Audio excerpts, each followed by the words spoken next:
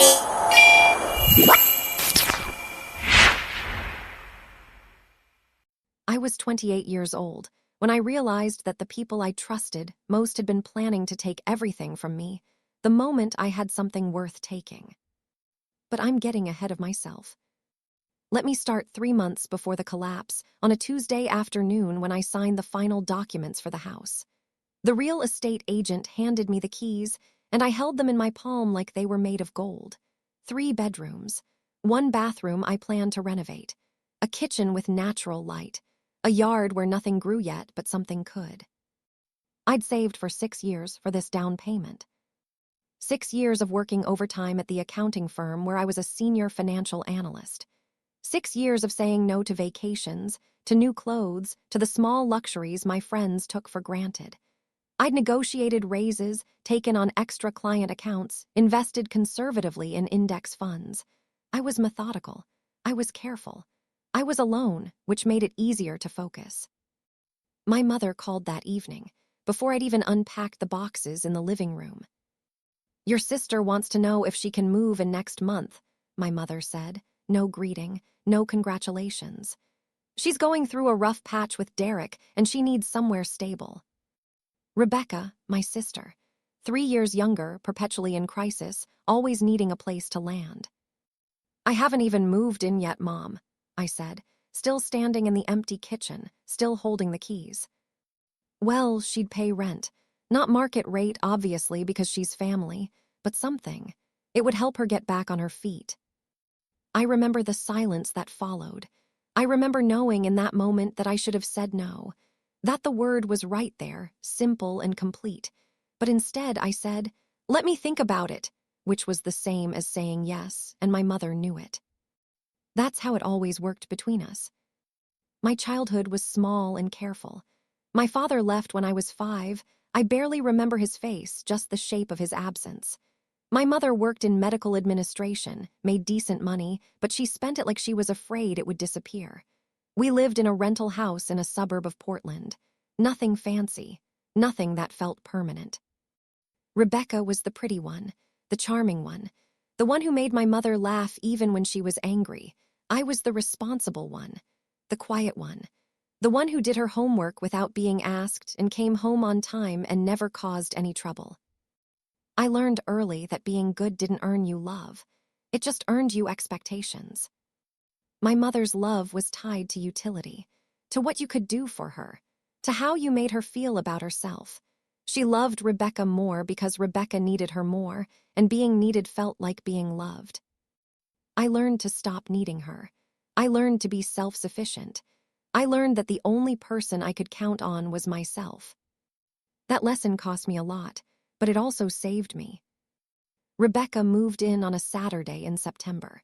She arrived with 4 suitcases, a cat, and a story about how Derek had become emotionally unavailable, and she needed time to find herself in a supportive environment. I'd prepared the 2nd bedroom. I'd bought new sheets. I'd stocked the refrigerator with her favorite foods. I was trying. Even then, I was trying. "This is temporary," I told her. 3 months maximum. We should set a timeline and stick to it. She smiled that smile she'd perfected over 25 years, the one that made people want to give her things. "Of course. Thank you so much, Sophie. You're literally saving my life right now." 3 months became 6 months. During that time, I watched her settle in like she was growing roots. She stopped looking for apartments. She stopped talking about getting a job, and when I asked about it gently, she said she was in a healing phase, and didn't I understand that? I understood that she was comfortable. I understood that my house was warm and safe and free, and she had no incentive to leave. My mother started coming over more often. She'd arrive unannounced on Sunday mornings and find Rebecca still in her pajamas, and they'd sit at my kitchen table drinking coffee and talking about Rebecca's feelings. Sometimes I'd come down to find them going through my things, my pantry, my books, my mail. "I'm just making sure Sophie's eating enough," my mother would say, as if I was 12 and not a grown woman who paid her own bills. But I didn't confront them. That's the thing about being gaslit slowly, over years. You don't notice it happening. You just gradually start to doubt your own perceptions. Maybe I was being selfish. Maybe Rebecca did deserve to stay longer. Maybe I was a cold person who didn't understand what it meant to help family. That's what my mother told me, at least. It was in February, when everything crystallized. I came home from work to find my mother and Rebecca in my office. The small room I'd converted into a workspace where I handled client calls and managed my finances. They were looking at something on my computer. When I appeared in the doorway, they both jumped like I'd caught them doing something wrong. Because I had. "What are you doing?" I asked quietly. "We were just," Rebecca started. "Looking for your W-2s," my mother finished smoothly. "For tax planning. I wanted to make sure you were getting the maximum deductions." My mother did my taxes. She had always done my taxes, but she asked permission first. She called me and scheduled a time. She didn't sneak into my office. "My laptop is password protected," I said. "Rebecca knows your password," my mother said. "You gave it to her for emergencies." I'd given Rebecca my password because she'd asked if she could stream shows on my account, and I'd said yes, because she was sad and lonely and I wanted to help. I felt something shift inside my chest, a cold current moving through my veins.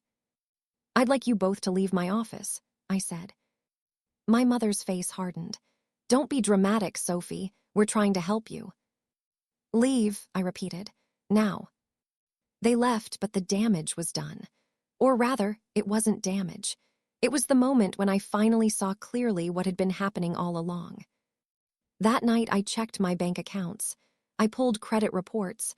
I reviewed my property documents. Nothing was missing, nothing was fraudulent, but everything was exposed, accessible, known. I spent the next week buying a security camera for my office, a lock for my filing cabinet, a password manager with biometric security. I reviewed my financial accounts and changed every single password. I also started documenting things. Every time my mother made a comment about my house, every time Rebecca mentioned needing money, every conversation about my finances, I kept a log with dates and exact quotes. People who invade your privacy don't usually ask themselves why. They assume they're entitled to your information because they're family. They assume they're helping. They assume that your boundaries are just walls you're putting up to hurt them. But what they're really doing is testing you, finding out what they can get away with. On March 1st, my mother called. I knew it was going to be bad because she used the tone. The reasonable tone. The I have to say something difficult tone. "Rebecca and I have been talking," she began, "and we think it's time to have a family discussion about the house." "What about the house?" I was sitting at my kitchen table, laptop open, recording the call. "Well, you're so fortunate to have it, and Rebecca is still struggling. Derek won't give her a fair settlement from the divorce, and she's going to need a place to live." My stomach dropped. "Mom, no. Just listen, this is a family asset, really. We helped you succeed. We supported you through school. We gave you a foundation. And now that you've done well, it seems only fair." "It's my house," I said. "I bought it with my money that I earned." "But we could all be on the deed. You, me, and Rebecca. That way, it's a real family home. Rebecca could stay indefinitely, and if something happened to you, God forbid, the house would be protected." There it was, the real plan laid bare. They wanted their names on the deed to my house. They wanted legal ownership, or at least a claim to it. They wanted to secure their stake in my only real asset. "No," I said. "Sophie, be reasonable." "No, absolutely not. My answer is no, and it will always be no." My mother was quiet for a long moment. Then, "You're being selfish. Do you know that? You're choosing your pride over helping your sister when she needs you most." "I'm choosing my future, and Rebecca needs to make a plan instead of relying on me." "That's cruel," my mother said, and she sounded genuinely hurt. "I didn't raise you to be this kind of person." After I hung up, I sat very still in my kitchen. I had two choices. I could give in, tell them they could be on the deed, let my house become a shared family asset. Or I could stand firm and watch my relationship with my mother and sister collapse. I chose my house. But I also chose something else in that moment, something darker, something colder. I chose to stop being someone they could manipulate.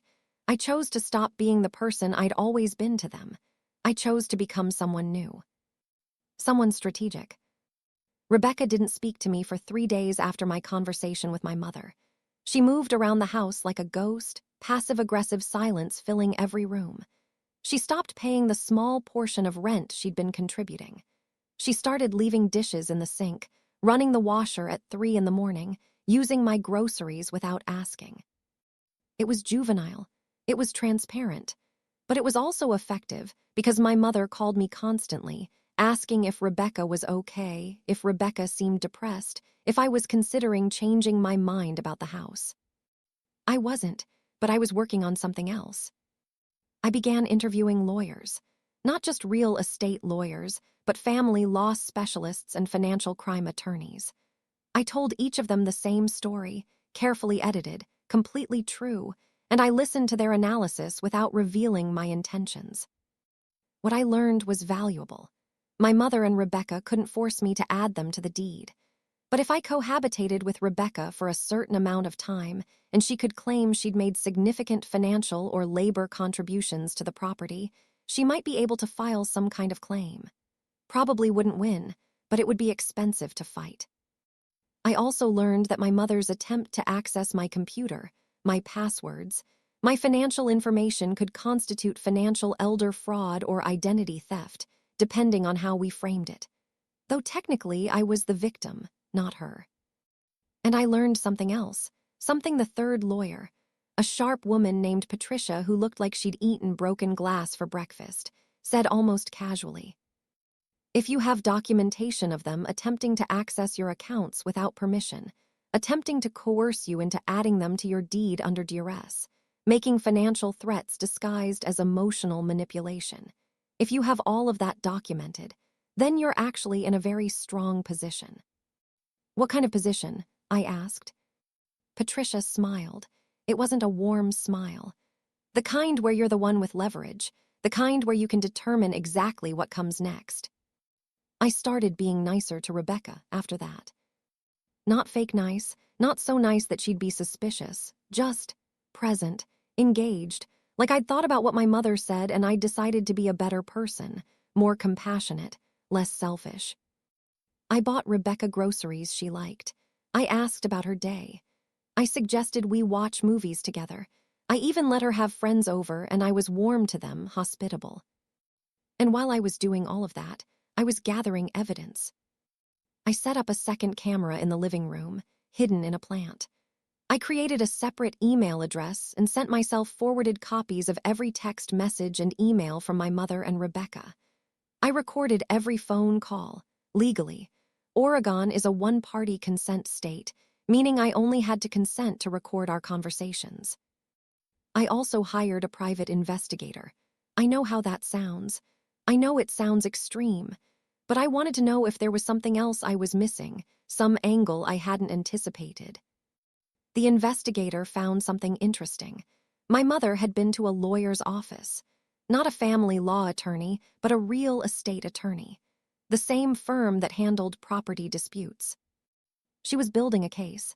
She was preparing to fight me for my house. The realization should have terrified me. Instead, it made me calm. It made me certain. They had declared war, they just didn't know that I'd already won. By April, Rebecca started mentioning casually that she'd been contributing to the house. "I've been paying for groceries," she said, "and I did some landscaping in the backyard. Mom said that counts as a capital improvement." "That's nice of you," I said warmly. "And I've been maintaining the property," she continued. "Cleaning, repairs, that kind of thing. Mom said if anything happened, that would be important to document." "Have you documented it?" I asked, pulling out my phone.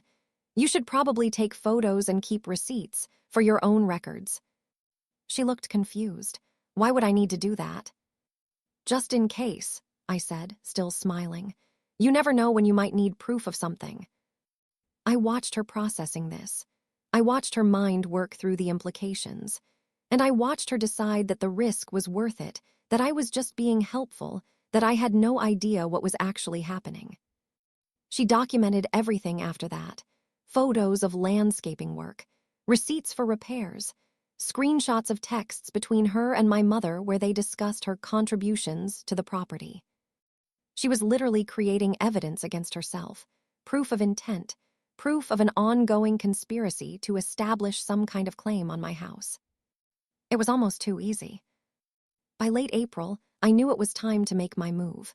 Not because I was ready, I would never be entirely ready, but because I could feel them gathering strength, preparing for something bigger. My mother had started telling people that the house was really a family property. Rebecca had started talking about eventually owning it. They were testing the waters, seeing how much they could claim without me pushing back. I called Patricia, my lawyer. "I'm ready," I told her. "How do we do this?" "How much do you want to hurt them?" she asked. I thought about my childhood, about being the responsible one, about loving people who saw me as a resource instead of a person, about 6 years of saving money, working overtime, building something, and having it circled by vultures. "Everything," I said. Patricia paused. I could hear her smiling. "Good, then here's what we're going to do." The plan was elegant in its simplicity. We weren't going to fight defensively. We were going to be proactive.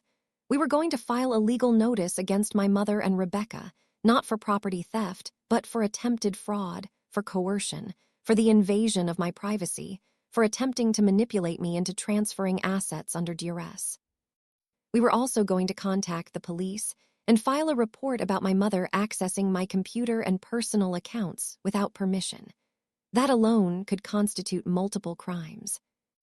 And we were going to do it all in advance of whatever they were planning, which meant they'd be scrambling to respond instead of attacking. "They'll panic," Patricia said. "When you file charges, they'll realize you're serious. They'll reach out, try to negotiate, try to make you drop it." "Will I have to drop it?" I asked. "Not if you don't want to, but you should be prepared for them to escalate. People who have been using emotional manipulation their whole lives don't know how to handle direct confrontation.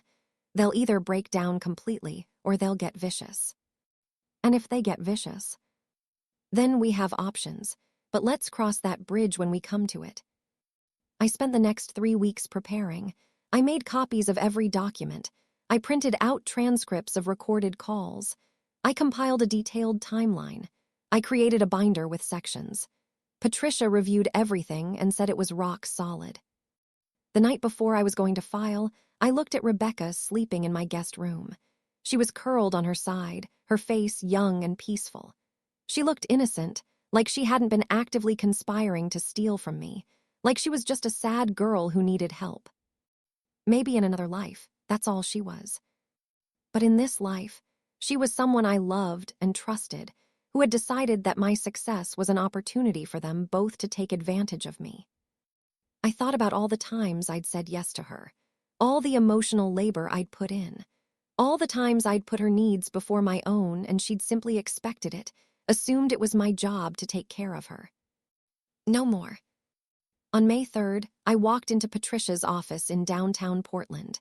It was a rainy morning, the kind of gray that made the whole world feel underwater. I signed the paperwork, and Patricia filed the legal notices that afternoon. By evening, my mother's phone was ringing. I didn't answer. I let her leave voicemails. The first one was confused. "Sophie, we got some kind of legal notice. Can you call me? This is obviously some kind of mistake." The second one, 2 hours later, was angry. "What is this about? What are you accusing us of? This is betrayal, Sophie. This is unconscionable." The third one, at midnight, was broken. "Why would you do this? Why would you hurt your family like this?" I listened to all of them while I sat in my house. In the kitchen, I'd remodeled myself. In the space, I'd earned and built and protected. I felt nothing. That was the scariest part. Not the anger, not the sadness, but the absolute, complete absence of emotion. They had mattered to me once deeply in the way that your family is supposed to matter, and now they didn't matter at all. They were just obstacles to be cleared. Rebecca left the house on May 5th. She didn't say goodbye. She just packed her suitcases and called an Uber and left. My mother probably called her. My mother probably told her it was time to go before things got worse. She was right. The legal battle that followed was methodical and brutal and completely one-sided. My mother and Rebecca's lawyer, some overconfident guy named Marcus who specialized in property disputes, tried to claim that they had a verbal agreement with me about shared ownership. He tried to argue that Rebecca's contributions to the home gave her legal standing to claim interest in it. He tried to file a countersuit. But he had nothing. No documentation, no proof, no legal standing. And the moment we started presenting our evidence, the recorded calls, the emails, the documentation Rebecca herself had created, he started scrambling. The invasion of my privacy was the thing that sank them. The moment we presented evidence that my mother had accessed my computer accounts without permission, that changed the entire calculus. That wasn't a family disagreement. That was a crime. My mother folded first.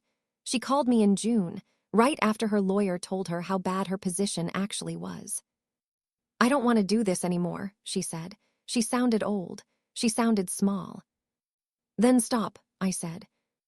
"I was trying to help your sister. She needed—" "I don't care," I said. "She needed to figure out her own life, and you needed to respect my boundaries. Neither of those things happened." "Are you really going to press charges against your own mother?" I thought about that question. I thought about pressing charges, about taking her to court, about having a public record of her crimes, about making it official and permanent. "I'm going to do whatever Patricia recommends," I said. "And if you want to minimize the damage, you'll withdraw all your legal challenges, you'll sign a document stating that you have no claim to my house, and you'll acknowledge what you did." "I won't." "Then I'll see you in court," I said, and I hung up. She called back the next day. She was willing to sign whatever I wanted. She was willing to do whatever it took to make this go away. She didn't want a public trial. She didn't want the police involved. She didn't want any record of what she'd done. She wanted it to disappear.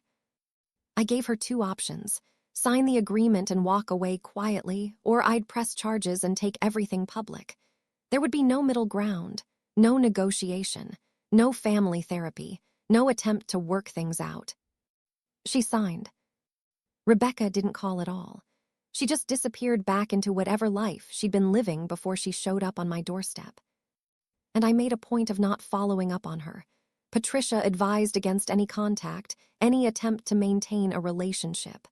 "Clean break," she said. "You're not friends, you're not family anymore, you're just people who used to know each other." The finality of it should have hurt. Instead, it felt like I could breathe for the first time in years. But the victory had a price. There's a kind of loneliness that comes from losing your family, even when it's the right decision. There's a specific ache in it, a particular kind of grief. I went to bed that night and cried for the people I'd loved, the people they'd turned out to be, and the life where they still mattered to me. When I woke up, that grief was gone. What remained was clarity. I had my house. I had my money. I had my life completely and entirely to myself. And I had a kind of knowledge that I'd never had before, the knowledge of what I was capable of. The knowledge that I could be patient and strategic and cold when I needed to be. The knowledge that I could protect myself, no matter the cost.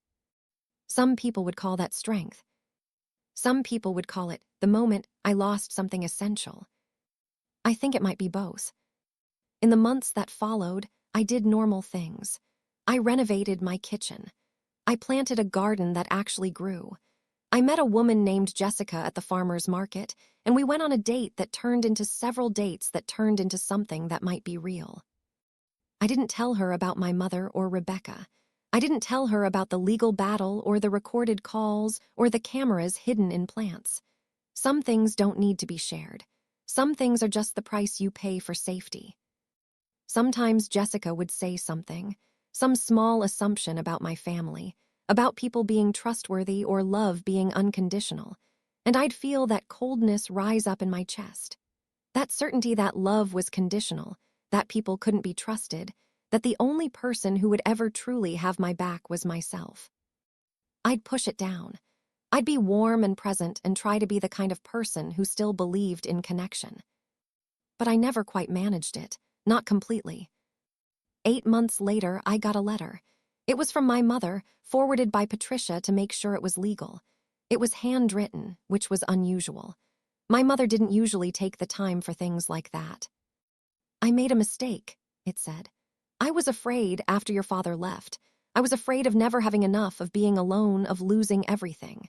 When you became successful, I think I saw it as a way to make sure I wasn't vulnerable anymore. I see now that I was trying to take your safety and make it mine. I was trying to steal your future to secure my own. I was a coward, and I hurt you, and I'm sorry." I read it 3 times. Then I filed it in a folder labeled documentation, and I got back to my life. Some bridges once burned don't rebuild themselves. Some wounds once inflicted don't close cleanly. And some relationships once broken by betrayal never quite heal even if you wanted them to. I knew that now. I'd paid the price to learn it, and I'd never forget. My house stands on a quiet street in Portland, with a mailbox that says my name and only my name. There's a garden in the backyard with roses that bloom red in the summer. There are no cameras anymore. I removed them when the legal proceedings ended. There's no need for surveillance anymore. I won. But sometimes, late at night, I stand in my kitchen and I look around at the space I fought so hard to protect, and I think about the cost of that protection. I think about the person I was before this happened, softer, more trusting, more open to the idea that people could love you without an agenda. I think about her like she's someone I used to know. I think about whether I'd do it differently if I could do it again. The honest answer is, I don't know, which is its own kind of answer. What I do know is this: when you fight for yourself, when you stop accepting crumbs from people who should be feeding you whole meals, when you refuse to be used anymore, you win. But the victory tastes different than you expect it to. It tastes like copper and ash and the absence of something you didn't realize you needed until it was gone. It tastes like freedom. And sometimes that's enough.